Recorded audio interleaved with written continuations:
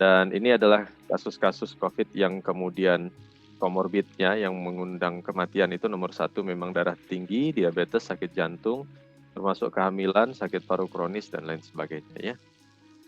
Nah, bukan berarti yang sakit COVID harus selalu bergejala. Kebetulan tante saya juga kena COVID dan punya asma, tapi dia persis betul-betul tidak ada gejala sama sekali. Sejak awal dia terpapar karena ketahuannya juga waktu mau berangkat ya, naik pesawat, positif, diperiksa PCR positif, sampai 2 minggu dia isolasi mandiri, tidak ada gejala apapun sama sekali.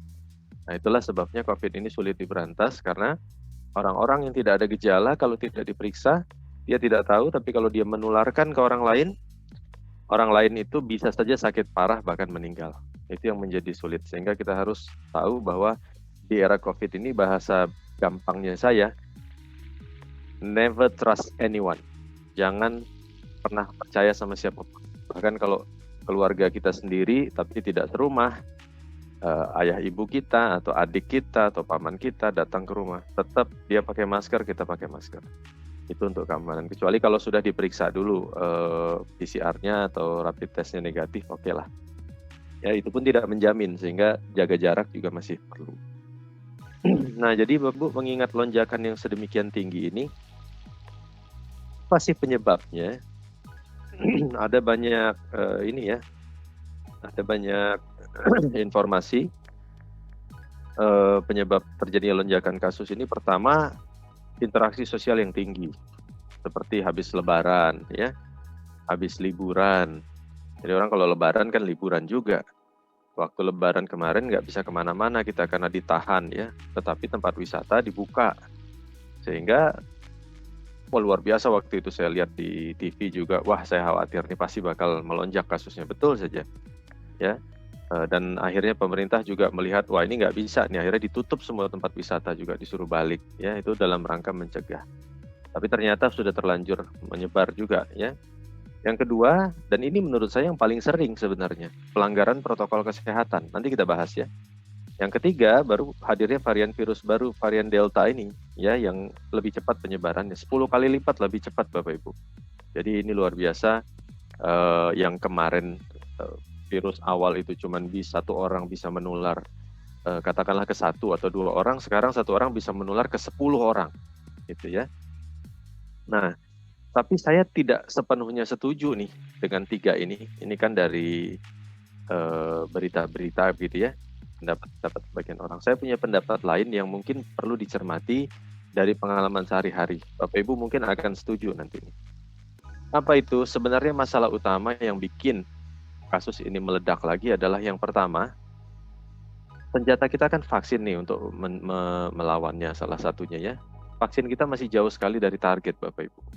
Kenapa masih jauh dari target? Karena masih ada tuh beredar berita-berita hoax anti vaksin. Bahkan ayah saya mau divaksin, ibu saya nggak mau, sampai saya bujuk cukup lama, akhirnya mau. Kakak saya nggak mau, akhirnya setelah saya bujuk lama, akhirnya mau. Kenapa mereka nggak mau? Karena dipengaruhi berita-berita hoax itu. Yang divaksin lalu meninggal lah, yang divaksin lalu cacat lah, macam-macam. Yang vaksin itu kita jadi kelinci percobaan lah, itu bohong semua. Tidak usah didengarkan ya. Nyatanya kita semua tenaga kesehatan sudah pada divaksin, tidak ada masalah, bahkan bisa terlihat angka kematian di tenaga kesehatan itu menurun jauh sejak adanya vaksin. Kemudian apa lagi? Banyak orang ternyata dalam keseharian disuruh pakai masker itu dia cuma nurut aja, tapi nggak paham pakai masker tuh gunanya apa gitu. Ya, jadi salah kaprah pakai maskernya. Juga tidak paham kapan harus pakai masker. Juga banyak sekali yang akhirnya positif satu rumah. Kenapa? Ada satu anggota keluarga, entah si bapak, atau si ibu, atau si anak yang mulai sakit, lalu dia santai aja tidak mau pakai masker dalam rumah.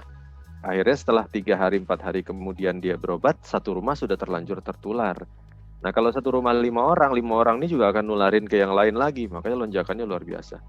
Yang terakhir, masih banyak orang menganggap COVID ini sakit ringan dan gampang sembuh karena dia mendasarkan pada share-share viral orang yang udah sembuh. Saya juga kena COVID, cuman batuk pilek doang, habis itu sembuh kok. Saya juga kena COVID, cuman ya hilang penciuman doang sembuh. Bohong aja tuh COVID, bikin meninggal. Nah, Pertanyaannya, apakah orang yang mengaku bahwa COVID ringan dia sembuh dengan mudah itu bohong? Enggak juga, benar buat dia. Ya, tapi buat orang lain lain lagi ceritanya. Ya, nanti kita bahas ke situ. Ini masalah utamanya, Bapak Ibu. Mari kita lihat.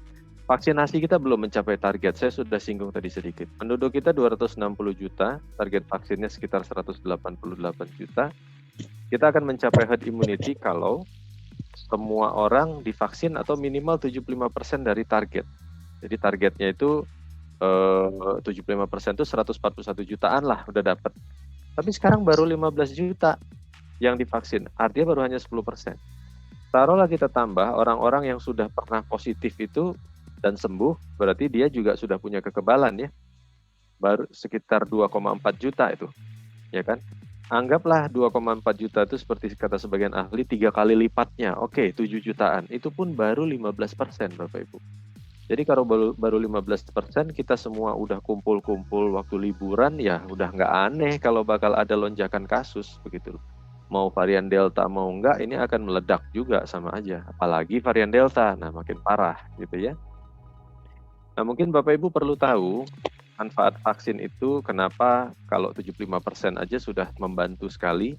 Dan Anda mungkin bisa lihat di Eropa kemarin yang senang nonton bola, barangkali mereka di stadion udah nonton rame-rame, main bolanya juga udah main bareng ya, udah live begitu, tidak ada yang pakai masker.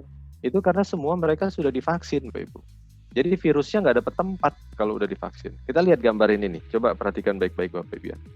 Kalau gambar yang biru ini adalah orang yang belum diimunisasi tapi sehat, jadi belum kena COVID. Nah, sementara yang kuning-kuning ini adalah orang yang sudah diimunisasi dan sehat juga. Nah, yang merah adalah orang-orang yang belum diimunisasi dan dia kebetulan sudah kena COVID dan menularkan. Ya, bayangkan nih, kalau posisinya dia ada di sini. Ya. Nah, jadi kalau orang-orang banyak yang diimunisasi, maka mereka akan menjadi pelindung. Misalnya, ini ada yang sakit nih yang warna merah. Dia menulari ke orang-orang yang warna biru. Dia belum diimunisasi, tapi sehat. Maka ini akan mudah sekali menular. Karena yang biru-biru ini belum diimunisasi kan. Nah, orang-orang yang kuning ini kalau jumlahnya sedikit, ya percuma aja Bapak Ibu. Dia tidak bisa mencegah. Ini kan sedikit nih di gambar ini. Ya, maka dalam waktu singkat langsunglah orang-orang yang biru itu akan menjadi merah, akan tertular. Nah, coba bayangkan di gambar ini kalau yang kuning ini banyak, yang birunya yang sedikit. Ya misalnya di sini nih kuning semua. Nah, yang merah ini di sekelilingnya adalah orang-orang yang sudah diimunisasi yang kuning. Dia terperangkap di situ, tidak bisa menularkan virusnya. Nah, kalaupun di sebelah luarnya ada orang-orang yang belum diimunisasi, virusnya nggak nyampe ke dia, gitu. Karena begitu masuk ke, jadi dari si A misalnya yang sakit, masuk ke si B udah diimunisasi, virusnya itu dikalahkan, maka si B tidak menularkan ke si C dan seterusnya. Jadi itulah yang dimaksud herd immunity, kekebalan kelompok. Jadi tidak harus 100%, 75% saja ini sudah sangat mengurangi angkanya. Tapi gimana kita mau mengejar 75% kalau orang-orang masih, saya nggak mau imunisasi, nanti meninggal, saya nggak mau karena katanya begini, katanya begitu, ya repot urusannya. Ya. Nah ini yang tadi saya sampaikan, bahwa virus-virus COVID ini sudah banyak bermutasi, dan bukan hanya Delta Bapak Ibu. Yang pertama dulu dari Wuhan itu SARS-CoV-2, ya COVID-19, ada varian alfanya, itu di Inggris Raya September 2020 ditemukan. Berubah dia, karena saking seringnya menular dia mengalami perubahan ya, bermutasi istilahnya ya. Menjadi varian beta, ada varian gamma dan varian delta dari India nih. Masuklah ke Indonesia. Tapi yang beredar sekarang meskipun lonjakan kasusnya tinggi, diprediksi oleh para ahli yang beredar itu hanya 25% varian delta. Jadi 75% itu masih varian awal, masih yang awal ini nih. Tapi kok penularannya cepat? Ya tadi saya bilang karena kita semua belum divaksin begitu ya. Dan ada lagi sampai lambda sekarang, sampai kappa sampai lambda. Luar biasa kan? Yang lambda ini di Peru kemarin sampai kematiannya juga cukup banyak. Jadi ini yang kita hadapin Bapak Ibu. virusnya terus berubah menjadi semakin cepat penularan, menjadi semakin ganas, tapi kitanya nggak mau berubah. Pasti kalah kalau begitu caranya. Jadi kita harus mau berubah, nggak boleh kayak dulu lagi lengah dan abai gitu ya. Sebagai contoh, kalau virusnya berubah, maka maskernya juga nggak cukup lagi masker kain. Kebanyakan masih masker kain, bahkan saya lihat tuh aparat tuh pasti pakai masker-masker hitam yang bermerek itu tuh. Nah, ada sebagian yang sudah ada masker medis di dalam dikasih masker kain, tapi mayoritas masih masker kain. Bahkan pada saat diwawancara dibuka maskernya. Waduh, ini gimana ya? Nggak berubah juga gitu. Jadi tolong Bapak Ibu semua perhatikan nih, penggunaan masker sekarang udah nggak bisa lagi masker kain, harus masker medis karena sekarang harganya udah murah, mudah didapat, udah nggak ada alasan untuk pakai masker kain ya. Nah, masker kain di atasnya. Kalau masker medis 2 lapis nggak boleh, atau masker N95 itu boleh tanpa lapisan lagi karena itu sudah saringannya 99% ya. Nah, kemudian oke, kita sudah pakai masker, tapi kalau nggak paham masker itu manfaatnya apa, maka orang akan buka masker di tempat yang justru paling nggak boleh buka masker. Ini sering tuh saya lihat. Jadi tempat-tempat berisiko tinggi, ya, jangan buka masker Anda di situ. Di mana itu? Di tempat yang tertutup, tidak ada sirkulasi atau sempit, ya. Meskipun di situ tidak ada orang lain, Anda sendirian, tapi kalau di situ kira-kira ada bekas orang lain yang mungkin tidak pakai masker, pernah di situ, habis itu keluar dari ruangan itu, jangan buka masker. Ya, di mana tempat-tempat ini? Tempat-tempat yang sempit, toilet, mobil kalau kita naik taksi atau naik taksi online ya, ke ruang kantor kita, ruang periksa dokter. Nah, kita lihat gambar-gambar ini biar Bapak Ibu bisa betul-betul paham ya. Karena masih banyak, saya kira kadang-kadang saya heran gitu. Saya lihat pasien yang kelihatannya berpendidikan tinggi gitu, gelarnya banyak gitu, pas berobat ternyata dia masih nggak paham begitu ngomong, bukanya maskernya di ruang periksa saya begitu loh, yang tadinya bekas pasien batuk-batuk di situ. Berarti dia masih belum paham itu masker itu untuk apa gitu ya. Nah, kalau kita lihat banyak orang kalau di ruang tunggu rumah sakit begini atau klinik ya, itu masker pasti patuh dia pakai begitu ya. Walaupun pas ngomong masih suka dibuka, diturunin. Ya. Tetapi atau apa di toilet inilah mereka buka maskernya, dia buang ludah lah, buang ingus lah, atau dia duduk di situ buang air sampai lama, masker dibuka, justru lega tuh dia buka, saya bisa napas di sini. Padahal ini ruang sempit, ruang kecil yang bekas pasien sebelumnya mungkin batuk bersin di situ dan virus berterbangan di sini. Ya, jadi justru di tempat ini Anda nggak boleh buka masker, jangan dibalik. Saya kasih lagi contoh orang-orang kantoran. Begitu keluar dari mobil, masker dipakai rapat tuh, jalan menuju kantornya. Padahal ini ruang terbuka, orang juga nggak ada tuh kosong kan ya. Nah, begitu masuk ke kantor, dia merasa ketemu teman-temannya dia, pada buka masker tuh kayak ini nih. Ya percuma saja, itu ruang tertutup, sirkulasi tertutup, seharusnya tidak boleh buka. Kalau ada satu saja udah habis, satu ruangan akan kena kalau semuanya buka masker seperti ini. Ya. Lalu di tempat makan begini nih. Kadang-kadang di tempat kerja di sini patuh karena ada atasan yang memarahi, yang menegur ya. Tapi begitu makan, kumpul, pada buka masker. Oke lah udah dikasih kaca begini ya. Tapi kalau dengan samping-sampingnya ngobrol, ini malah jarak dekat tuh yang orang-orang yang di seberang sana ada 4 orang tuh. Rapat-rapat, padahal kursi kosong banyak. Ini sambil ngobrol pasti. Karena memang naluriah kita makan itu sambil istirahat, disitulah waktunya kita buat ngobrol, tapi selama wabah sebaiknya itu tidak dilakukan ya. Juga misalnya yang muslim kalau mau sholat, pergi ke masjid atau musola, masker dipakai kan, begitu masuk ke tempat wudhunya rame rapat begini, ini udah pada buka semua nih maskernya. Ya, padahal harusnya tempat yang agak sepi yang dipilih, berjarak seperti itu, atau kalaupun memang mau lebih aman, wudhunya di rumah saja begitu ya misalnya. Ini juga berisiko. Jadi hal-hal ini yang sering sekali terjadi Bapak Ibu. Kalau ditanya, udah pakai masker? Udah dok, kenapa Anda masih bisa kena? Nggak tahu dok, padahal saya disiplin banget. Mari kita lihat, kalau dilihat pakai cahaya khusus begini, orang bicara aja bisa sejauh ini tuh. Ya, turbulensi udara, dan sekarang virus COVID itu sudah memang dinyatakan airborne ya, bukan lagi droplet. Kalau droplet itu dia batuk bersin baru nular. Kalau airborne itu bicara saja bisa nular karena percikan halus pun bisa sampai. Bicara kencang saja dibanding bicara pelan itu beda, itu akan lebih banyak, lebih tinggi resiko penularannya. Jadi kita bisa lihat nih, Anda kalau ngobrol selama ini sama seseorang yang mungkin merasa kenal atau penjaga warung gitu ya, dengan tidak pakai masker, sama-sama tidak pakai masker, rasanya jaraknya pasti ya sekitaran ini nih, masih jarak yang beresiko, nggak mungkin ada jarak 3 meter sama dia kan. Makanya harusnya pakai masker. Kenapa? Nah, kalau lihat, kalau sudah pakai masker, meskipun masker yang bagus pun, itu tetap ada keluar sedikit, tapi hanya di sekitar orang itu. Makanya nggak nyampe ke kita tuh, ya. Makanya nanti pakai masker juga jangan yang ada lubang pembuangan udaranya, Bapak Ibu. Nah, jadi kalau ada bocor seperti ini juga akan jadi masalah, gitu ya. Tetapi paling tidak kalau pakai masker, kebocoran seperti ini bukan kebocoran, memang udaranya harus keluar ya sedikit ya, tapi ya sedikit saja di sekitar wajah. Jadi baru nular kalau kita cipika-cipiki barangkali gitu dengan orang teman kita yang pakai masker itu gitu kan. Kalau ngobrol biasa udah nggak bakalan menular begitu Bapak Ibu. Ya. Nah, jadi ini penting sekali untuk diketahui ya. Ini di awal-awal COVID dulu itu udah sering disampaikan, tetapi masih saja orang melanggarnya. Contoh nih, kita lihat. Ada orang ya yang ini, kalau Anda bisa lihat kursornya saya gerak-gerakkan ya. Dia adalah carrier COVID, bisa tanpa gejala. Perlu diingat, bisa tanpa gejala. Seperti saya cerita tante saya tadi. Ya, dia tenang-tenang ngobrol-ngobrol, nggak pakai masker misalnya, dia tidak tahu dia COVID.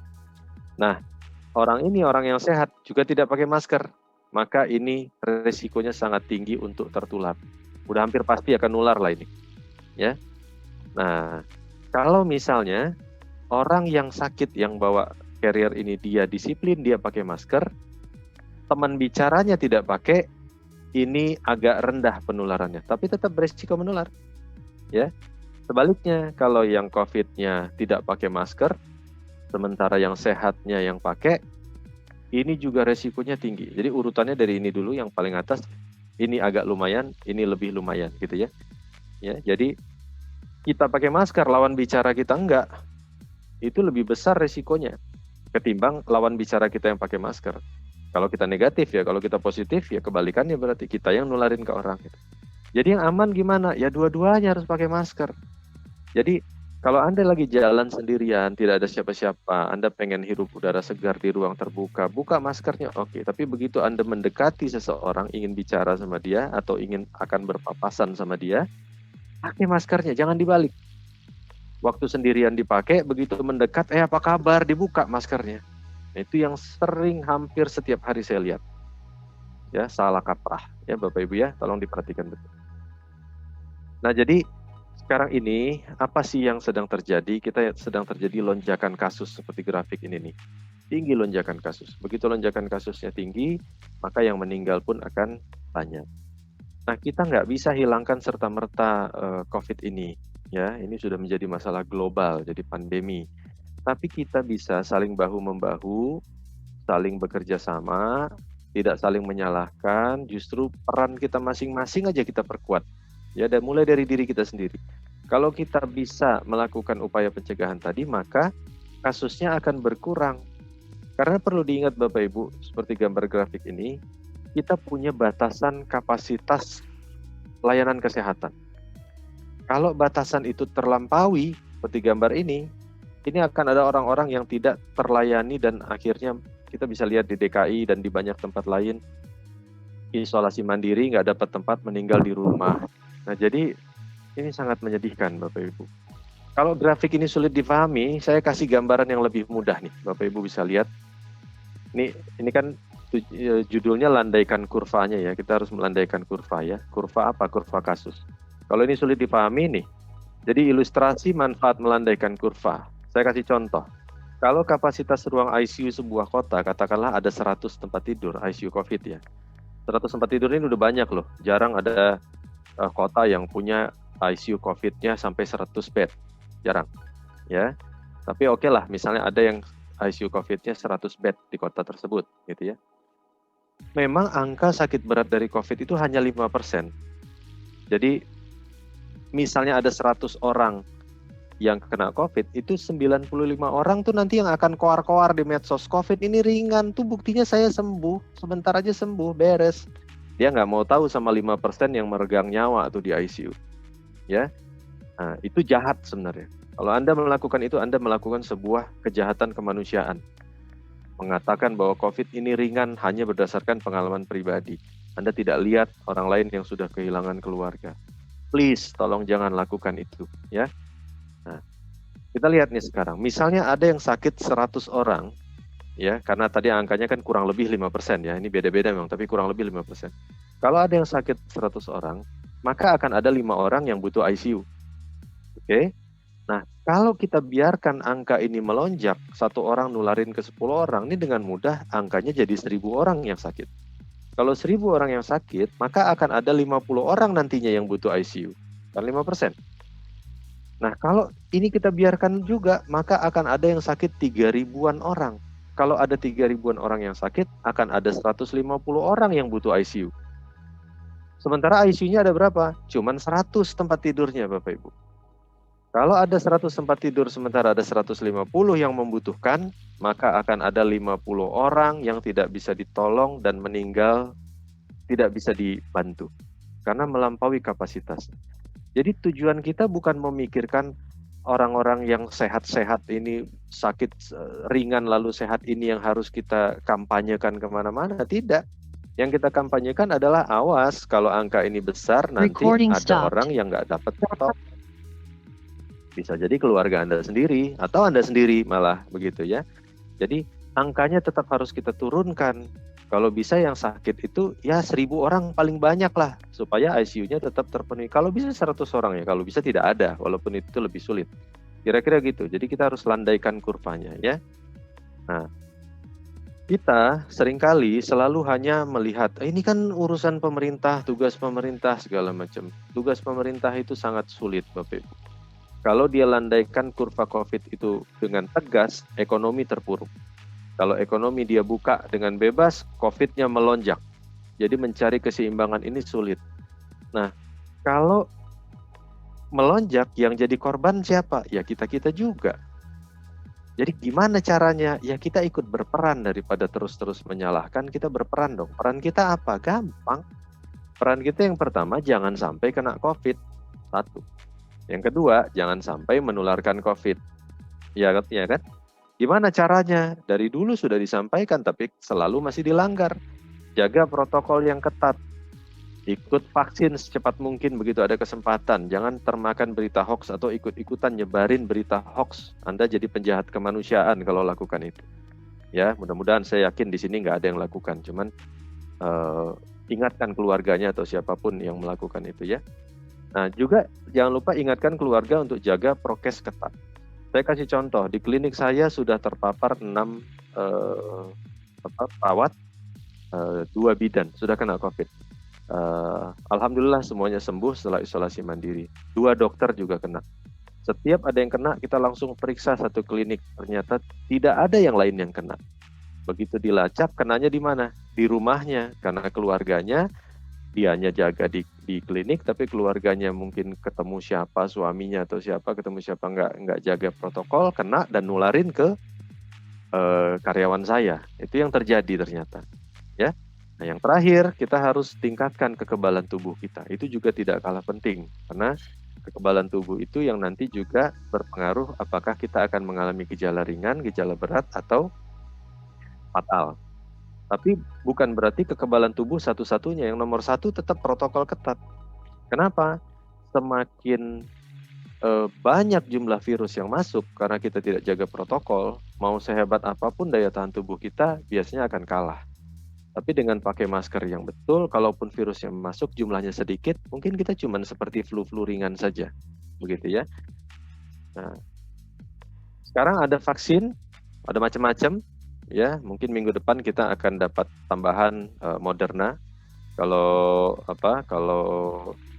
si vaksin Sinovac Bapak Ibu sudah tahu saya kira karena semua orang saat ini dapatnya itu mayoritas ya. Nah, ini ada beberapa yang lain-lain yang sedang diuji cobakan yang berapapun efektivitasnya tetap lebih baik ketimbang tidak divaksin Bapak Ibu. Ya, jadi Dan jangan termakan hoax vaksin tuh ada sekian puluh orang meninggal setelah divaksin, bohong semua itu ya. Itu di alter sedemikian rupa video-videonya atau kalimatnya yang buat jadi salah begitu ya. Nah, perlu Bapak Ibu tahu juga kalau orang yang disebut tanpa gejala itu kalau nafasnya dia 12 sampai 20 kali per menit itu masih dalam batas normal, saturasi oksigennya di atas 95. Nggak ada masalah apa-apa. Dia cuma perlu vitamin-vitamin ini.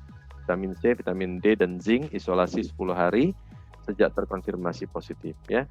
Biasanya setelah 10 hari kalau tanpa gejala nggak usah periksa PCR lagi pun sudah dianggap sembuh karena memang tidak ada gejala ya.